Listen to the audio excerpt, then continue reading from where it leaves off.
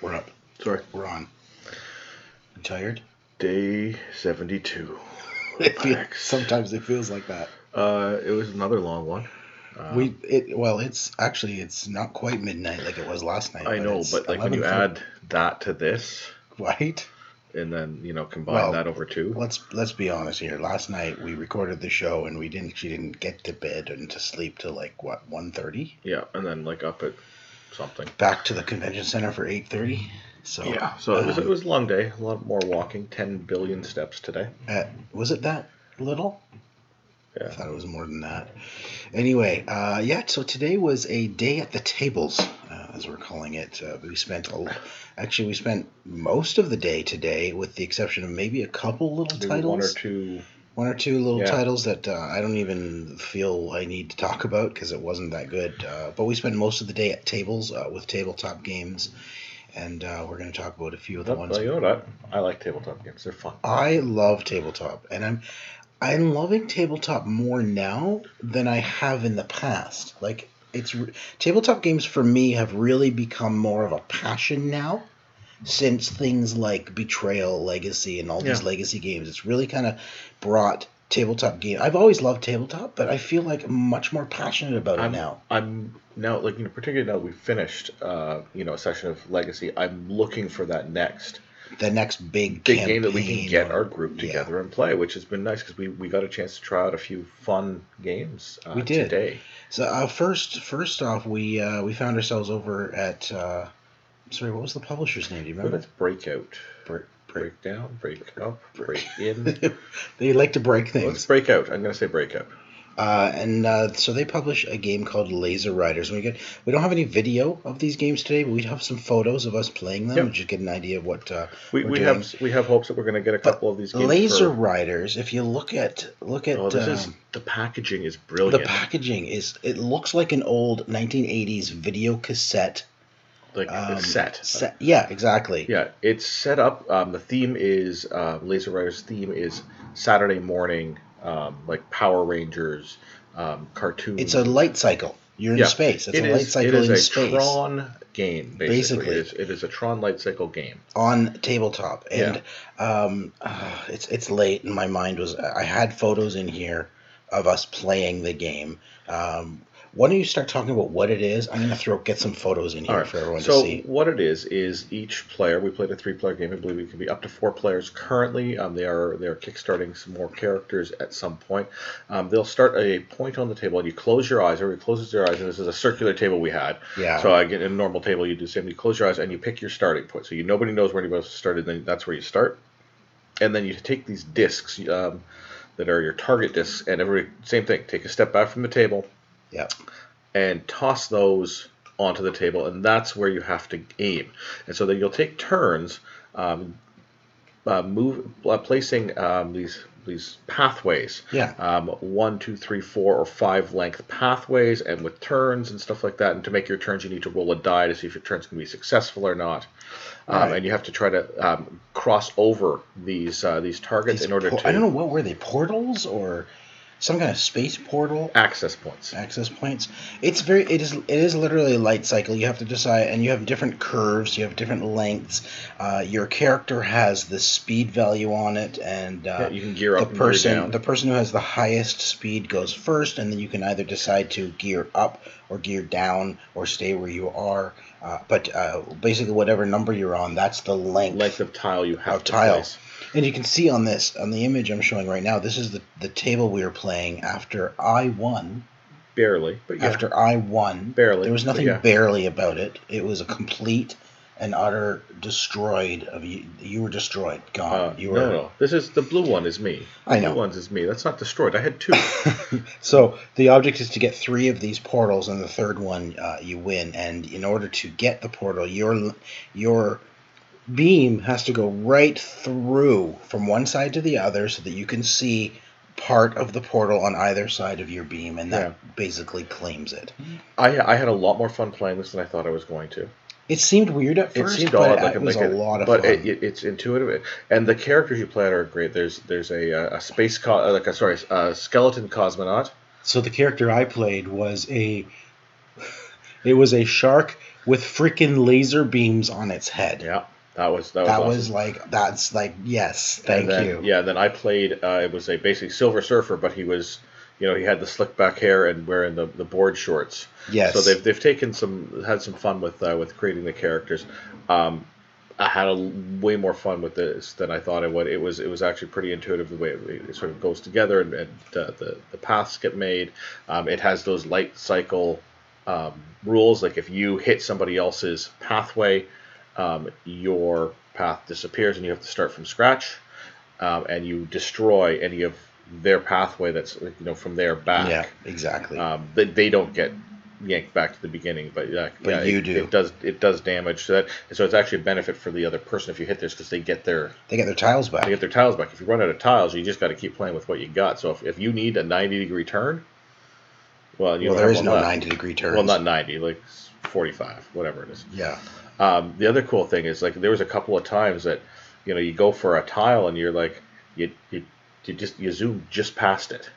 Yeah, and so if you go over it but don't actually intersect it the way you're supposed to, it actually pushes it away from you. Yeah. By one width of a tile or width of a lane. Yeah. So basically, one lane width, it pushes the thing away from you. So now, if you need to get it, you're gonna have to like circle around, and it takes several turns. Yeah, you can't just. It's not just like an easy change of direction. This was a really fun game. I really enjoyed it. Lazer Ryderz. Again, it is a beautiful box set. Brilliant marketing on. Look at these. Look at the box set. It's awesome. It looks like a VHS set. It looks like an old VHS set. And what you're seeing that looks like dings and marks up. Yeah, the fake wear. It's actually, that's the design. Yeah, in fact, down on the bottom, on the left photo here, you can see a line at the bottom corner. That's actually tape. It looks like tape over the box. And then you pull each of these 4 boxes out, and that's all the pieces and all the things you need for that character. Yes. Everything is in there perfectly aligned. Like the insert fits everything perfectly. Perfect storage for all 4 characters, and you slide them right back into this collector's edition, basically box set. Brilliant box design. Really loved Had that. fun with that.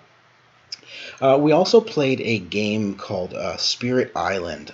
We have no photos of this one. I was having so much fun with this game that I totally forgot to take photos of the board afterwards because I was too excited to get my hands on the board because it's double-sided and I wanted to see the other side. And see the other side. So I wiped all the stuff off the board. And it's like, oh crap, I didn't get a photo of our board. Yeah.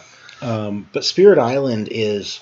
It's a bit hard to explain, but the idea is you as a player, you play the ancient elements like earth, water, lightning, the gods of the island, and you have the white man, and they literally call them white men because the characters are white.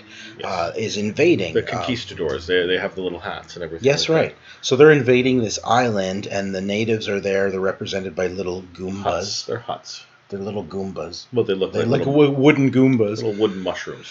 The idea basically is you need to instill fear in the invaders and make them leave the island. Get them off the islands because they're going to build settlements. There are towns. They're going to build cities. Then they're going to ravage the land, which can put blights on the land. And so it is everyone playing cooperatively and actually working together. You have to talk to clear the island of the invaders, because if the invaders win, you all lose. Really fun game. It's it's a little complicated, but also very straightforward. It looks a lot more complicated when we first started. I'm like, there's a lot to learn here, and then as we started to go through, it's like, oh wait, it's making sense. It totally makes sense. It makes sense. This one here, I believe it was kickstarted last year. They actually have the game plus an expansion, Jagged Edge. I'm not sure, but it adds another spirit. It comes with 8 different spirits to begin with, so all different difficulty levels. Yeah. And then this new one, I think, adds 2 more spirits. Correct. And more boards to make a bigger board, a more difficult board. And more enemies. And then they have another one. Another faction. Yeah, it's not just the white man, it's another... Yeah, and then there's another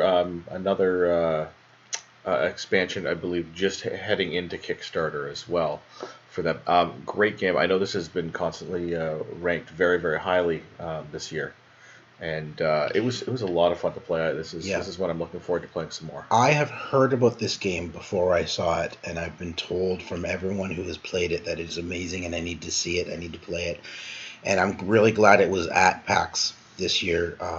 It is beyond what it is honestly.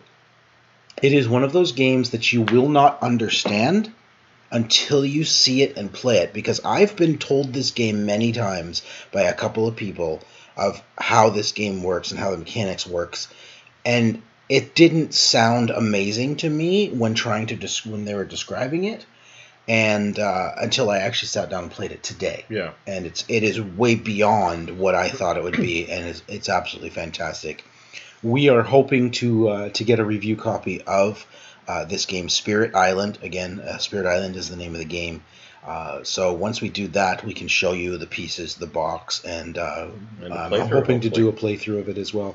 Because this is one thing we here at the OMG Hour want to do, is we want to do some more playthroughs of board games, and we're going to get that going and do much more of that, because both of us are getting much more passionate about board games, and so we want to do more of that. Yeah.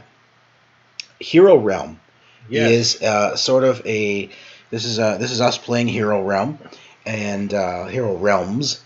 So this is a deck building game with a sort of a fantasy mechanic, but also factions which play together. So most of you are aware of what a deck building game is. You basically buy games to build to your deck, and you try to win. We started with 50 points. I think we started with 50 health, yeah. 50 health, and you're trying to bring down your opponent's health by attacking them in this particular game. And but what's neat about this is you have factions. So like green, which is the earth, or the forest faction. And every time if you have more than one faction you're playing, you play only 5 cards per round.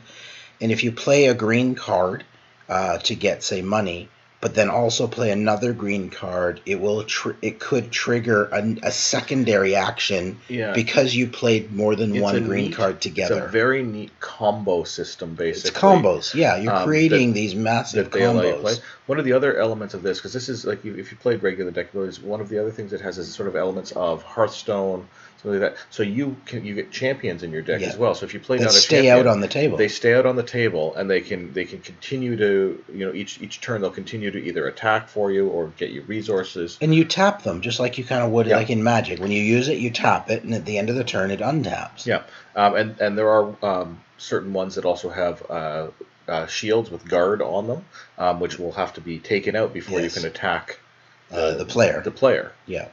I have played Star Realms, which this is sort of an offshoot of. Yeah. I have Star Realms at home. Hero Realms, like, so much better, I think, than Star Realms. Yeah. Like, I had a great time playing. We played one game. Yeah. But it was probably 30 minutes. It's maybe 20-30 minutes. 20-30 minutes. And it did not feel that way. It felt like, okay, yeah, like this is really fun. I wanted it to keep going. Yeah. Yeah, so but you killed me. I did. We did get to one of the copy of this game, so we will be able to do a review of this. So that's Hero Realms. That's the base. That's the base deck. It's an angle there. That's the base deck for Hero Realms. And then they also have added. You have these character packs. So these will replace class packs. Class packs will replace your starting deck with a special class pack. So there's a cleric. There's a fighter. These are cards specific to these. There's a ranger, and then we've got a thief, and of course the one, the only, the wizard. I mean, the Wiz. Why else would you play anything the like Wiz. This? The Wiz. So these are cards specific to that class that you. Now I don't know how exactly these. I guess they just go into the game. This gives you so there's new cards that go into the game, and it gives you a new starting deck. So, for example... so I'm playing the wizard. You're playing as the wizard, yeah. So it gives you a new starting deck. So normally what you'd get is your traditional, here's your 5 gold, your 2 punches, and stuff like that. So instead you're getting a special wizard starting deck. Wizard starting deck, to play. There is also actually some boss decks. Here we've got the Lich and the Dragon boss decks, and those can be used to play if you're playing... I believe it's 1 to 5 players versus the monster. So one person would take control of the monster, and they play 1 to 5 players against them, or 2 monsters versus each other in a deck. Yeah. So, and then there's also another box that is scenarios. So if you want to play, it's campaign campaign scenarios that you can play 2 players. I think co-op. It's a cooperative campaign. It's a cooperative campaign using Star Realm or Hero Realms. Your players versus basically a deck monster. Yeah, and that to me is like, okay, this is cool. I love deck builders, but creating a co-op deck builder with a campaign, now you've got me. You sold me. Just toss in Legacy into that, and my Sean. God, right? Just give me that with a Legacy tacked on the bottom, and I'm sold. Yep. I am absolutely sold. We happened across another game. Almost jokingly, we stopped because it looked silly. The guy was waving. It's like, all right, you know what? You engaged us and you got our attention. We're going to listen. We kind of stopped because the name of the game is Cheer Up, and just jokingly, I said, "Hey, Tico, cheer up." Yeah. All right. And so, but we stopped. We stopped and we played. Cheer Up is literally Cards Against Humanity with extra rules involved when you answer your thing. So there's it's not as crude as Cards Against Humanity. But it is still for adults. Oh, it's still an adult base, it is but an adult certainly game, but not as crude. Yeah. But there's additional things in there. So, first of all, the judge will pick up a card, and on the card there'll be the question, but there'll also be letters, and there's 4 different letters, A, B, C, D, in this game. And each one will have like different types, different types of answers. D is locations, B is so it'll each A, B, C, or D, each one has a different type of words on it. Yeah. And so then there'll be a question. So if the card has an A plus B, then everybody who's playing has to pick up 2 A cards and 2 B cards, and then choose one of each for their answer. Yeah. But before you do that, there's then a modifier card. Yes. Which tells you have to, for example, say the answers in a choice of accent. Yeah, you get to pick an accent. So as the judge, I say, okay, Tico, in your best Australian animal hunter, outback animal hunter accent, answer this question. Yeah, and that was a lot of fun. It was fun. The one thing that he'd mentioned, like the similarities to Cards Against Humanity, he said the one thing with Cards Against Humanity, it's a hidden vote. Like everybody's looking at these things, like the judge is looking at these hidden. Right. And so like yes. if you read that out to yourself and you're laughing your butt off, right, because of the thing, and then you get the guy who's like, and I've had this playing Cards Against Humanity, where somebody didn't know how to pronounce a word. It wasn't familiar with the word. Like, it was hilarious, but like, I don't recognize that word, and they stumbled over the word, so it wasn't funny because they couldn't pronounce it. You do it yourself, so everyone knows what you chose. But it's a lot more funny that way because you can kind of work it into a story. Yeah. Right. The twist in one of them was I think it changes the story a bit. Yeah, there's one card that came out and said, draw a new story card. Like draw a new question. So like you've put your thing down for. Like, yes. I think the first one was like, where's the worst place to wake up? And then the other one, came up with what's. Where did you find yourself wake up this morning or something like that? Yeah. And then the modifier was like throw that one away and pick another random one, and it came up with where's the worst place to find a dead body. So it completely changes your answer that you've already chosen, which makes it even more funny. And you can't change it. You can't change it, but it makes it hilarious because where's it work? And I think mine was a dog park in a children's museum. Yeah, it totally changes my answer to something it was never meant to be. Yeah.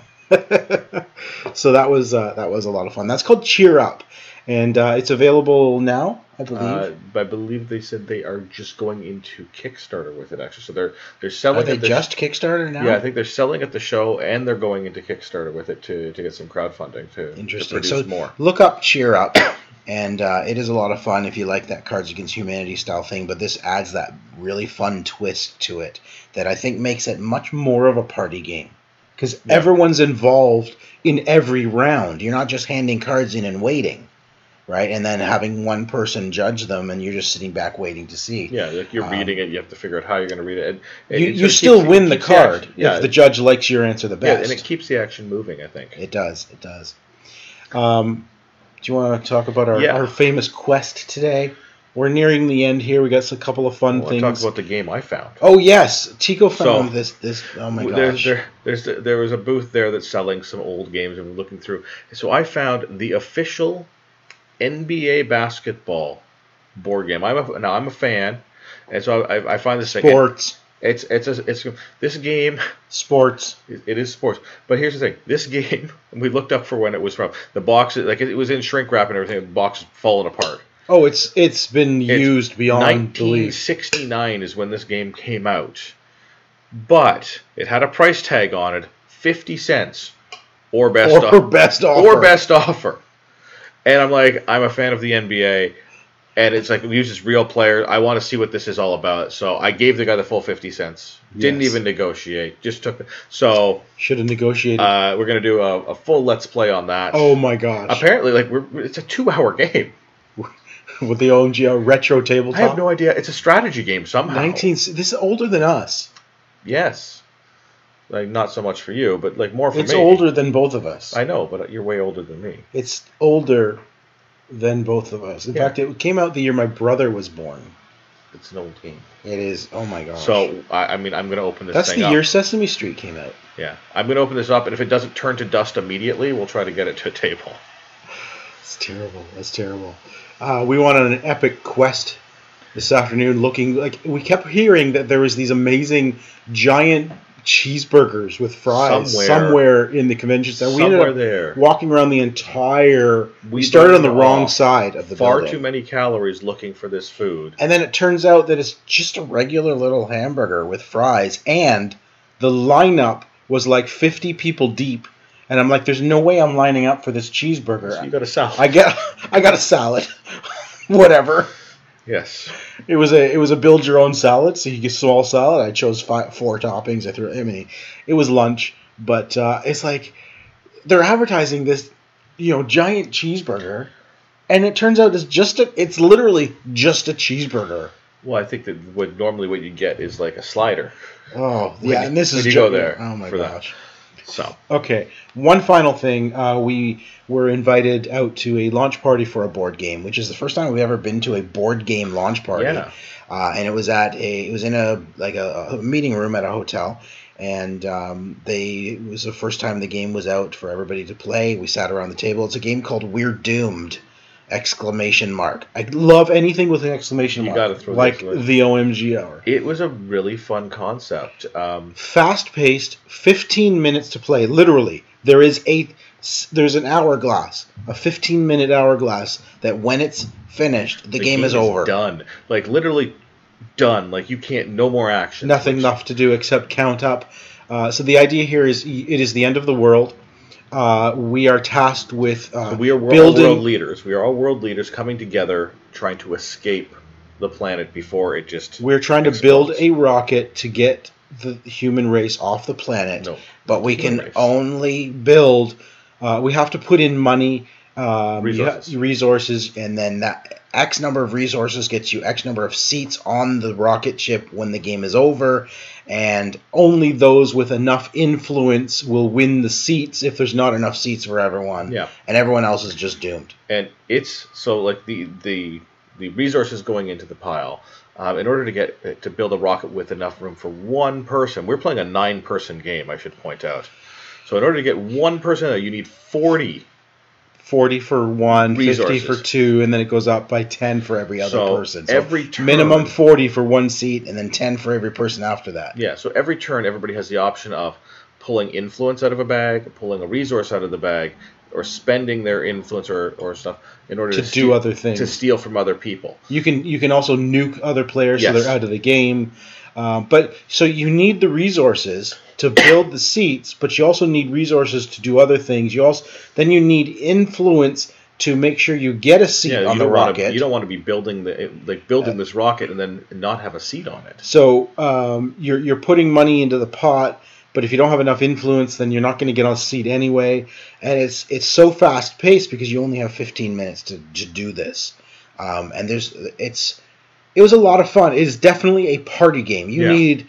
I would say you need a good five or more people. Yeah, there's some fun event cards that come out. Like I got nailed with an event card that I was not allowed to touch the resources like little chips with my skin. Yeah, so you had to not touch them at all, or you'd be out of the game. Or be out of the game. So I'm my turn, and I'm trying to get these things out of there, and I'm like flipping them out of the bag from underneath.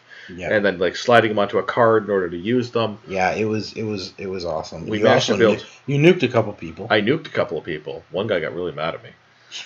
So as part of the game, you're allowed to do this. Like you if you get enough things, it's like in coup when you do the big assassinate thing.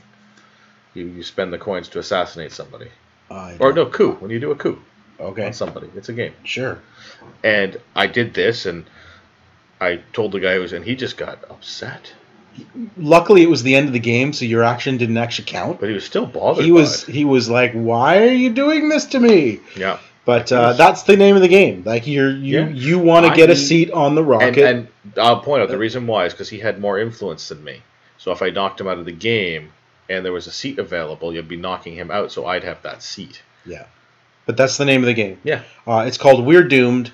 And so again, once we get a copy of that, we'll give you a little bit more view on what the game is and get you a Let's Play for that. Yeah. But that was day 3. That was our day at the tables at PAX East. Tomorrow is the final day. We will be heading out on the road tomorrow afternoon. So look for our day 4 in review sometime early in the week as I edit together. We will be doing our review on the road. Yes. And hopefully just having some fun with it. Yes, and not crashing. Because you're way too serious, Hugo. I know, I'm sorry. I'll do better. Go back to sleep.